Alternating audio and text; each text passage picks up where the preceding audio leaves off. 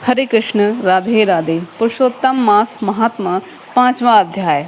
कल के अध्याय में हमने जाना अधिक मास भगवान की शरण में कैसे गया।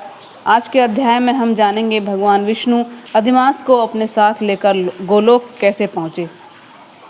शुरू करते हैं। नारद जी नारायण से कहने लगे कि हे महाभाग, हे तपोनिधो, अपने चरणों के पास पड़े हुए अधिमास के वचन सुनकर हरि भगवान उससे बोले, हे निष्पाप नारद जी, हरि ने जो अधिमास से कहा सो मैं तुमसे कहता हूँ, सुनो। हे मुनि श्रेष्ठ, तुम धन्य हो जो मुझसे श्रेष्ठ कथा पूछते हो। श्री कृष्ण भगवान बोले, हे अर्जुन, मैं तुमसे वैकुंठ का वृत्तांत कहता हूँ, सो सुनो।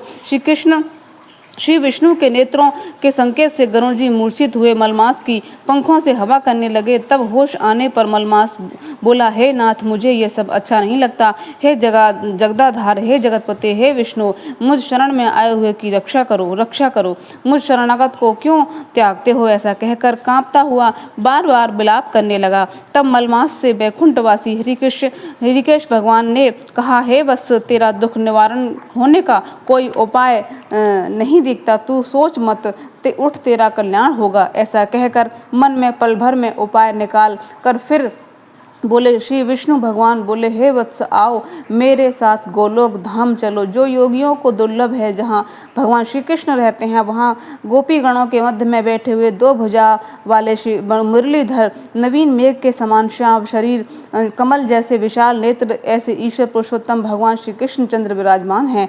शरद ऋतु के पूर्ण चंद्रमा के समान जिनके मुख की शोभा है, करोड़ों कामदेवों की भांति सलोने चितचोर लीला के धाम, पीताम्बरधारी, तुलसी कंद, मंदार और पारिजात की पुष्पों की माला पहने हैं। श्रेष्ठ रत्नों के आभूषणों पहने हुए, प्रेम अलंकृत रूप, भक्तों पर दया करने वाले, कस्तूरी और केसर युक्त चंदन से लेपित शरीर, वक्ष स्थल पर श्रीवत्स चिन्ह और कौस्तुभ मणि एवं भृकु की लात से शोभित हृदय, सिर पर श्रेष्ठ रत्नों से जड़ित मुकुट और कानों में कुंडल पहने, पार्षदों से घिरे हुए, रत्नों से जड़ित सिंहासन पर बैठे हुए ही वे परब्रह्म पुराण पुरुषोत्तम हैं। स्वेच्छा में ब्रह्मांड के बीज, सर्वाधार, परात्पर, निष्काम, निर्विकार, अत्यंत परिपूर्ण प्रभु, प्रकृति से परे, ईशान, निर्गुण, नित्य विग्रह श्री कृष्ण गोलोक में तेरा दुख दूर कर देंगे, चलो वहीं चलें। श्री नारायण बोले। इतना कहकर हरि भगवान मलमास का हाथ पकड़कर गोलोक को ले गए।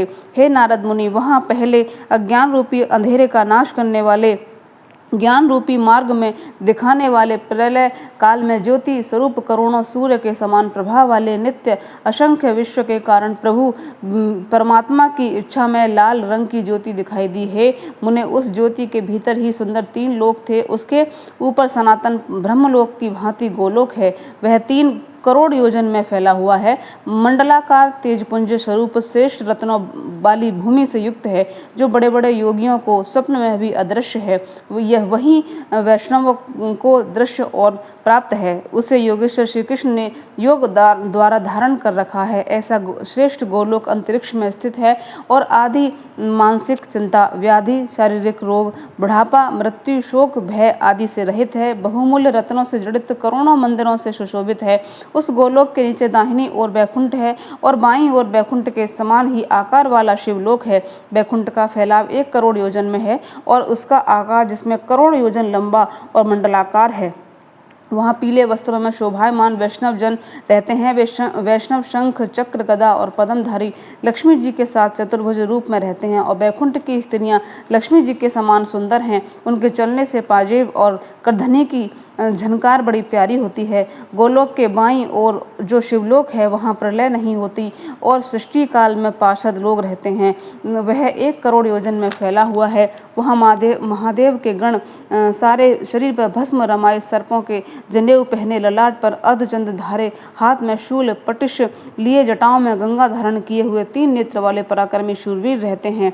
गोलोक में निरंतर परमानंद कारक, परम हर्ष को करने वाली अत्यंत मनोहर एक महान ज्योति है। उस ज्योति में अत्यंत सुंदर एक रूप है, जो नील कमल के समान, श्यामवर्ण कमल के समान, लाल नेत्र, आनंद जनक, निराकार से परे भी परे, जिसका योगी जन अपने ज्ञान चक्षुओं से निरंतर ध्यान करते रहते हैं। करोड़ों शरद ऋतु के पूर्ण चंद्रमा के समान अत्यंत दीप्तिमान मुख, करोड़ों कामदेव के समान सुंदर लीला के स्थल, 2 भुजाधारी मुरलीधर, मधुर मुस्कान युक्त, पीले वस्त्र पहन, श्रीवत्स चिन्ह, भृगु की लात से कौस्तुभ मणि से सुशोभित हृदय, करोड़ों श्रेष्ठ रत्न से जड़ित मुकुट और कंकड़ों से शोभित रत्न रत्नों सिंहासन पर बैठे हुए तुलसी, कंद, मंदार, पारिजात और चंपा के फूलों की माला से शोभामान हैं। वे ही परब्रह्म श्री कृष्ण जी हैं, जो स्वेच्छा में सबके कारण स्वरूप सर्वाधार बाल्यावस्था वाले गोपाल रूप धारण करुणा पूर्ण चंद्रमा के समान शोभायमान, भक्तजनों पर अनुग्रह करने वाले, इच्छा रहित निर्विकार,